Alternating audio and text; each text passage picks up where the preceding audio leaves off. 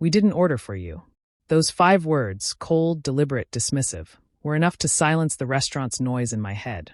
My father didn't even glance at me when he said it. He just pushed a small wicker basket toward me, filled with bread that looked as tired as I felt. My brother Brandon chuckled, cutting into his $400 Japanese A5 Wagyu steak as if the world existed solely for his appetite. My mother, Carol, sat beside them, stirring her wine without looking up, pretending she didn't hear a thing. It was my 23rd birthday. The night that should have been filled with warmth, laughter, maybe even a small cake, instead felt like a public execution of my dignity. Around us, couples toasted anniversaries, co-workers celebrated promotions. The clinking glasses and laughter made the silence at our table unbearable. My father, Richard, was talking about a new real estate project, bragging about Brandon's brilliant contribution. I wanted to ask what that contribution was, but I already knew. It didn't matter what Brandon did. My father would polish it until it shined. The smell of steak butter and seared truffle oil filled the air, mocking me as I picked at the crust of stale bread. My stomach tightened, not from hunger, but from humiliation. My father never missed a chance to remind me that I wasn't worth the effort. "You should have told us you were coming," he said casually, still focused on his phone. I had told him. Twice. I'd even texted Mom that morning, reminding her it was my birthday dinner. She just sent a thumbs-up emoji. Brandon leaned back in his seat, smirking. "You really thought Dad was paying for you tonight?" His tone carried that familiar condescension, amusement wrapped in cruelty. "Come on, Maya, you know the rule. You want something, you pay for it." The waiter came by, polite and professional, but his eyes flickered with awkwardness when he realized I hadn't ordered anything. "Just water," I said, forcing a smile. My voice barely came out. He nodded and left, leaving me alone in my quiet humiliation. Mom finally spoke, her voice soft but sharp. "You know, Maya, you really should start thinking about being more independent. It's not healthy to expect family to take care of everything for you." Independent. The word burned. I had worked 2 jobs through college. I paid my own rent, my own bills, while Brandon lived rent-free in their guest house and crashed company cars. But of course to them, he was ambitious while I was ungrateful. As the evening dragged on, I stopped trying to join the conversation. I watched them laugh and talk as if I were invisible, a ghost at the table. When the check came, Brandon grabbed it dramatically, boasting about being the man of the family. Dad clapped his shoulder proudly. I excused myself to the restroom, but I didn't go back. Outside, the cold night air hit me like a slap. I stood there under the restaurant's golden lights, trembling. Not from the chill, but from realization. That was the night something inside me hardened. The night I finally understood that I'd never have a seat at their table. So I decided I'd build my own. Brandon was always the center of every conversation, the name that filled every sentence in our home. From the time we were kids in that perfect Connecticut suburb, he was the golden child, the one whose smallest achievements were magnified into greatness. When he scored a single touchdown at a high school game, my father called the local paper himself, insisting they feature the rising star of the Thorne family. They did. The clipping was framed in our hallway for years, right above the fireplace, where everyone could see it the moment they entered. I remember standing there once, holding an art competition ribbon I'd just won. Second place, but still, it mattered to me. I walked up to my mother, waiting for her to notice, but she was already on the phone, bragging to someone about Brandon's leadership potential. When she finally looked at me, she smiled faintly. "That's nice, honey," she said, and went right back to her call. Later, I found that ribbon tucked into a box of old Christmas ornaments in the garage. It was like a symbol of my place in the family, forgettable, easily misplaced. Our house itself was a monument to appearances. Marble floors, imported rugs, and family photos that told a very curated story. Brandon's football trophies had their own glass cabinet, polished weekly. My achievements were scattered in drawers, buried under bills or old receipts. My father often said Brandon was born for business, destined to inherit everything he'd built. He said it so often that even the household staff started repeating it. I would overhear them during dinner parties. "Mr. Thorne's son is going to be just like him." And maybe that was true. Dinner was always a performance. Brandon would talk about his day, and my parents would hang on every word. I learned early to stay quiet, to keep my stories short, because the moment I started speaking, the energy in the room would fade. "Let your brother talk," my father would say, as if my voice took up space it didn't deserve.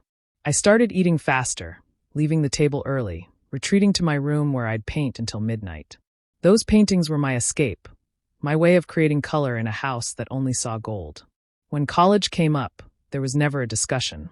Brandon's tuition to a private business school was paid in full, with a brand new car as a graduation gift. I was told that girls like me didn't need expensive degrees, that it was better to save that money for something practical. I nodded, pretending not to care, but I did. Every word chipped at me, shaping the quiet resolve that one day I wouldn't need their validation. The unspoken rule in our home was simple. Brandon could do no wrong, and I could never do enough. If he failed, it was someone else's fault. If I succeeded, it was luck. I learned to live in the shadows he cast, not because I wanted to, but because no one ever offered me a light. And though I smiled through it, deep down I knew, one day, the shadow they ignored would become the storm they never saw coming. Getting into Stanford should have been one of the proudest moments of my life. When the acceptance email arrived, I sat frozen, rereading it again and again. It wasn't just a line on a screen. It was proof that all those nights studying alone, all those ignored moments of effort, had finally meant something. I walked downstairs, letter printed and trembling in my hands, expecting, hoping, for at least a flicker of pride in their eyes. My father was in his study, scrolling through stock reports. I stood in the doorway, waiting for him to look up. "I got in," I said quietly. "Stanford. Master's in Finance." He didn't even pause. "And," the word hung in the air like a slap. My mother appeared, curious for a moment before shrugging. "That's nice, dear, but how are you going to pay for it? We've already done enough for your brother this year." I told them I thought they might help. Just a little. My father laughed. "You're serious? Why would I throw money at something that won't bring returns? You're not taking over the company. Brandon will. You'll probably get married in a few years." My mother added, "It's just not practical. Finance is a man's world. You'll hate it." I stood there, the papers shaking in my hands, realizing they weren't proud. They were offended. My achievement wasn't a milestone, it was a threat. Brandon was on the couch, half listening, pretending to scroll his phone. "You really think you'll survive at Stanford?" he said, smirking. "They eat people like you alive." That night, I lay awake staring at the ceiling, humiliation and anger mixing into something sharper. I didn't have a trust fund or a family safety net, but I had something they'd never given me, a reason. The next morning, I applied for loans. Massive ones. I also picked up 2 part-time jobs, a campus research assistant during the day and a barista in a tiny cafe off campus at night. Sleep became a luxury. But every time exhaustion crept in, I thought of my father's words, "a waste for a woman," and it pushed me harder. The first few months were brutal. I skipped meals to stretch my budget, studied in empty libraries after midnight, and taught myself to smile through it all. Meanwhile, Brandon's life rolled on in glossy perfection. New cars, weekend getaways, business suits bought with my father's money. My mother sent him care packages. I got silence. There were moments I almost called home, moments when the loneliness felt unbearable. But then I'd remember that dinner table, the bread basket, the indifference. That memory kept me steady. I poured everything into my studies, determined that one day they'd have to say my name with respect, or not at all. When graduation came, I didn't invite them. I walked across that stage alone, debt-heavy but unbroken. I wore the same quiet smile I had the day they dismissed me, but this time, it wasn't a mask. It was a promise, to never let their limits define my life again. Graduation came and went quietly. I returned to Connecticut with a degree that had cost me sleep, sanity, and years of sacrifice. I walked through the familiar iron gates of the Thorne estate, the place that had never felt like home. My parents greeted me with polite smiles, not pride, just acknowledgement. Brandon was already in a tailored suit, carrying himself like a man who thought the world bowed to him. He didn't ask about Stanford. He didn't need to. He already believed he'd won. A few days later, my father called me into his office. The same mahogany desk, the same framed newspaper clippings of Brandon's supposed brilliance. He leaned back in his chair, eyes sharp, voice calm. "You're back," he said. "Good. You've had your little adventure. Time to be useful." He slid a crisp folder toward me. Inside was an offer letter from Thorne Commercial Properties. "Administrative assistant to Brandon," he said flatly. "You'll learn how things really work. If you do well, maybe we'll talk about promotions." My throat tightened. Administrative assistant. After Stanford. After everything. I stared at the title printed in bold, the small salary figure at the bottom. It wasn't just an offer, it was a leash. A reminder that in his eyes, I was still the background character in Brandon's story. I thought maybe something in finance, or I started, but he cut me off. Don't overthink it. You'll do fine as long as you follow instructions. I wanted to refuse. Every part of me screamed to walk away. But the reality of student loans and New York rent pressed down hard. Pride didn't pay bills. So I nodded. I'll take it. My father smiled, satisfied, as if he'd just confirmed his control. Good girl, he said, the same tone he used when speaking to the family dog. The next morning, I walked into the Thorn firm as an employee. Brandon was waiting, leaning against the glass wall of his corner office. Didn't expect to see you here, he said with mock surprise. Dad's being generous. He handed me a stack of files. Make copies, arrange the reports, keep my schedule tight. For weeks, that was my routine. I arrived early, stayed late, did every menial task perfectly. Brandon strutted around giving half-baked presentations that other people had written. I watched the deals pass across my desk, the numbers that didn't add up, the careless spending that no one questioned. I kept my head down, pretending not to notice. Sometimes, after hours, I'd linger by the office windows overlooking the city lights. I reminded myself why I was there, not for their approval, but for access. The more they underestimated me, the easier it was to learn. I began to quietly build files, track patterns, keep records. They thought they had me boxed in.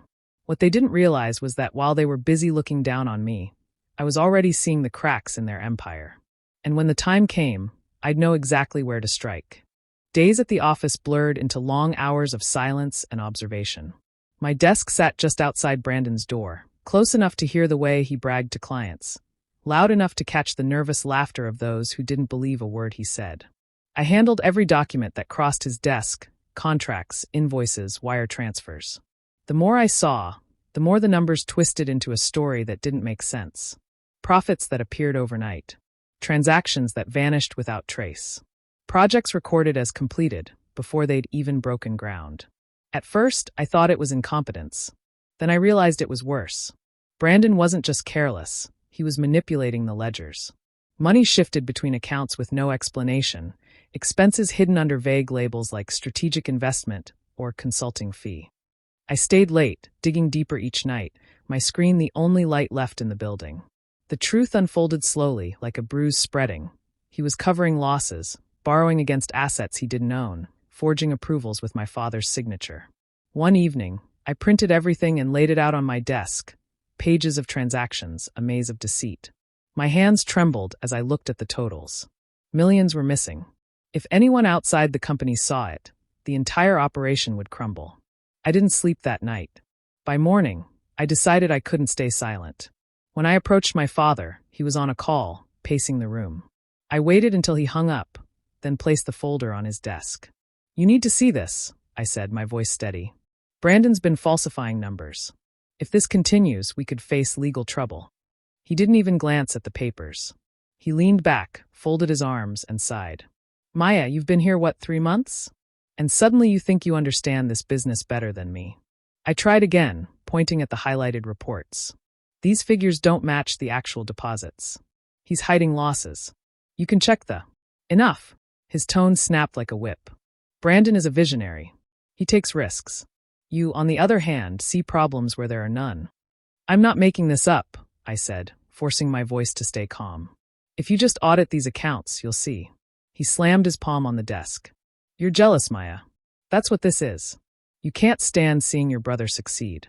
The word jealous echoed in my mind long after I left the office. I sat in my car, staring at the building that bore our family name, feeling the same helplessness I'd known my whole life. No matter what evidence I brought, they'd never see past their own myth. But as I looked at the folder beside me, thick with proof, the anger cooled into something colder. If he wouldn't listen, fine. I'd stop trying to convince him. I'd keep watching, collecting, waiting. Because one day, the truth would no longer need my voice. It would speak for itself, loud enough to bury them both. The restaurant buzzed with laughter and the clinking of glasses, the kind of energy that made everything look perfect from the outside. My family sat at the center table, surrounded by clients and partners congratulating Brandon on landing a major account. He soaked it all in, flashing that practiced grin that had fooled so many. I knew the truth behind it. The deal he was celebrating was built on falsified reports and borrowed capital. It wasn't success, it was a ticking clock. But in that moment, everyone treated him like a prodigy, the man who could do no wrong. When I arrived, no one even looked up. I had come straight from work, still in my blazer, heart heavy but hopeful that maybe, just maybe, things might feel different tonight. My mother's eyes flicked toward me briefly before she returned to her wine. My father was deep in conversation with a client, boasting about the brilliance of his son. There was no empty chair at the table. I stood there awkwardly, waiting for someone to acknowledge me. Finally, I asked, "Where should I sit?" My father didn't even pause his sentence. "We didn't order for you," he said flatly, eyes still on the man beside him. The words landed with a dull thud inside me. Brandon laughed under his breath, cutting another piece of his steak. The waiter looked uncertain, his gaze darting between us, but no one said a thing. My mother just sighed, as if my presence was an inconvenience. A waiter set down a bread basket. My father pushed it toward me without meeting my eyes. That small motion said everything. "This is all you get. This is all you are worth." I sat down quietly, my face burning. Around me, the conversation carried on effortlessly, like I didn't exist. They toasted to Brandon's vision and leadership. Every word was a reminder that the more corrupt his success became, the more they adored him. I tried to eat, but the bread felt like dust. I listened to Brandon tell stories about his strategic partnerships, phrases he barely understood, repeating the same lies I had seen in the ledgers. Each lie drew applause. Each false compliment from my father drove the blade a little deeper. My mother smiled proudly, her hand resting on Brandon's arm, as if he were the second coming of Richard Thorne himself. The laughter around the table grew louder. I excused myself, forcing my voice to stay even. "I have an early morning," I said. No one looked up. Outside, the city lights blurred through the tears I refused to shed in front of them.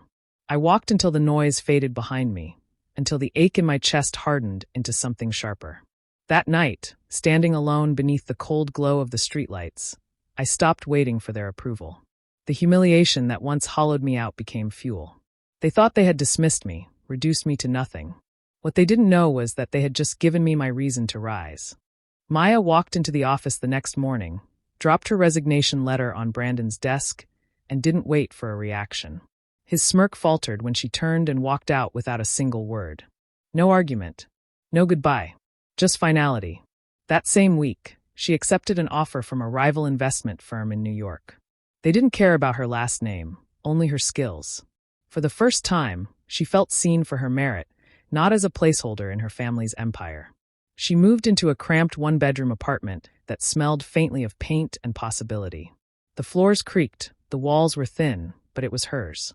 Every morning before dawn, she was on her laptop, analyzing numbers while the city still slept. Her Stanford training became her weapon, her armor.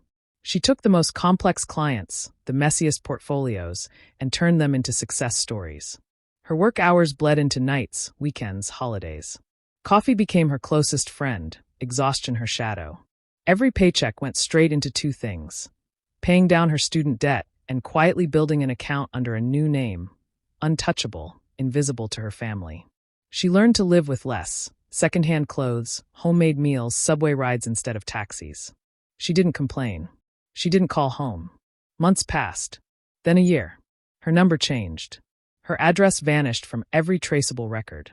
The Thornes had no idea where she was, and none of them bothered to find out. Brandon's secretary once mentioned her name at dinner, and her father just shrugged. She'll come crawling back. But Maya wasn't crawling anywhere. She was climbing, slowly, silently, and with precision. Each deal she closed, each late night she survived, became another rung on her ladder. No one saw her rise. No one heard her coming. And that was exactly how she wanted it. 2 years later, the headlines hit like a storm. Thorne Investments faces multi-million-dollar collapse. Brandon's prized client, his so-called triumph, was exposed as a shell company propped up by falsified assets and insider manipulation. Investors fled. The family's empire bled money by the hour. Richard Thorne, once untouchable, found himself pacing through empty offices and unanswered calls. Desperation stripped away his pride. For the first time, he couldn't buy silence or loyalty. With nowhere left to turn, he flew to Manhattan. When the elevator doors opened to a high-rise office with marble floors and panoramic windows, he hesitated. The receptionist smiled politely. Do you have an appointment? He cleared his throat. Tell her, her father's here. Minutes later, Maya stepped out of her glass-walled office. Gone was the quiet, overlooked daughter. Her presence was sharp, composed, commanding.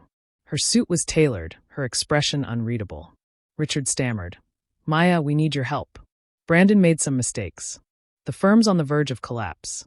I can offer you a senior role, chief financial officer, maybe even partner, if you help us stabilize the losses. Maya nodded slowly, gesturing toward her office. He followed her inside, the air thick with unspoken history. She sat across from him, silent until his voice cracked under the weight of his plea. Finally, she said, You don't need to offer me a position, Dad. He blinked, confused. What do you mean? She slid a folder across the table. Inside were ownership documents, stamped and signed. Because I already own your debt. Every loan you defaulted on, my firm bought it. Richard's face drained of color. His hands trembled as he flipped through the pages, each one confirming his nightmare. Maya leaned back, calm, almost detached. You didn't recognize my firm's name when you signed the restructuring deal, did you? He shook his head, speechless. Then let me be clear, she said softly. You don't employ me. You answer to me. Outside, the city glimmered, indifferent and endless. For the first time, Richard Thorne truly understood what it meant to underestimate his daughter. The boardroom once belonged to Richard Thorne. Dark wood table, leather chairs, the family crest embossed on glass. But now, every symbol of power felt hollow. Maya sat at the head, calm, deliberate, the company logo flickering behind her on the presentation screen. Her parents and Brandon entered quietly, their usual arrogance replaced with dread. Richard tried to begin, his voice wavering. Maya, we can work this out as a family. She raised a hand, cutting him off with the same cold precision he had once used on her. This is business, she said. And I'm here to settle accounts. The silence that followed was suffocating. Papers were passed around, balance sheets, loan statements, new contracts. Her mother's hands shook as she read. Brandon's face reddened when he saw his name beside the words termination effective immediately. Maya spoke evenly, every syllable measured. I'm offering to save Thorne Investments from liquidation. My firm will absorb the debt, restructure operations, and restore credibility. But I don't do charity. Her father leaned forward, desperate. What are your terms? She met his eyes without flinching. You'll remain shareholders, silent ones. No decision-making power. No executive privileges. No interference. Her gaze shifted to Brandon. You're out completely. Effective today. Your incompetence cost millions, and your lies nearly destroyed everything. He slammed a fist on the table. You can't do this. You're my sister. Maya's voice didn't waver. You made that meaningless the night you handed me a bread basket while eating steak. Brandon froze. Her mother tried to speak, but Maya continued, her tone soft but final. This company was built on arrogance and neglect. I'll rebuild it on integrity and intelligence, the very things you called a waste for a woman. She signed the final document, slid it across for them to acknowledge, and stood. You wanted control. You have none. You wanted legacy. I am it. When she left the boardroom, the echoes of her heels were the only sound. The empire that once excluded her now bore her name. I sat by the window of my own restaurant, sunlight spilling across the table where I once might have been invisible.